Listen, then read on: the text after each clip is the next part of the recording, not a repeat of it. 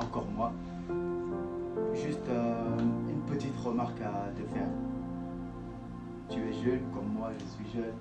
Mais j'aimerais te poser une question. Est-ce que cela ça ne te fait rien de voir des jeunes comme toi donner leur vie à Christ? Est-ce que cela ne te fait rien? Cela ne t'interpelle pas? Est-ce que, parce que j'entends souvent les gens dire ouais, tel a donné sa vie à Christ, tel a donné sa vie à Jésus. Mais toi-même, est-ce que ça ne te touche pas? Est-ce que ça ne te dit pas quelque chose? Même, je ne sais pas, dans un autre pays, on va te parler de Jésus. Dans une autre langue, on va te parler de Jésus. Mais tu vois seulement les gens être transformés par Jésus autour de toi. Tu vois simplement les gens être transformés par Jésus. Est-ce que toi, tu n'aimerais pas être changé par ce Jésus-là? Est-ce que tu n'aimerais pas tester ce Jésus-là?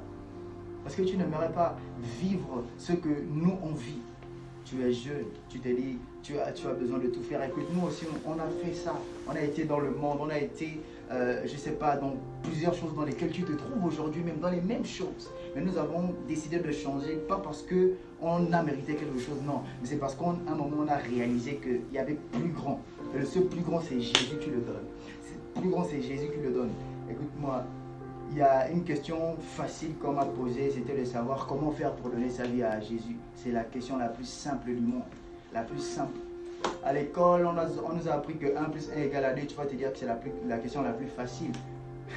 Mais quand tu grandis un peu dans les études, on t'apprend que 1 plus 1 n'est pas forcément égal à 2. Donc tu comprends que la question n'est plus facile comme on disait avant. Donc la question pour moi la plus facile, c'est comment donner sa vie à Christ. Tu as simplement besoin de le connaître d'abord, de le croire et de le confesser. Parce qu'il est écrit dans la Bible, si tu crois au Seigneur Jésus, tu seras sauvé. Il suffit simplement de croire en fait. Et c'est tout.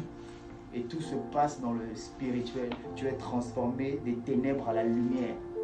Tu es transformé de la boue du péché à son agréable lumière, comme nous le dit la parole. Donc c'était juste pour t'encourager à donner ta vie à Christ si tu n'as pas encore fait.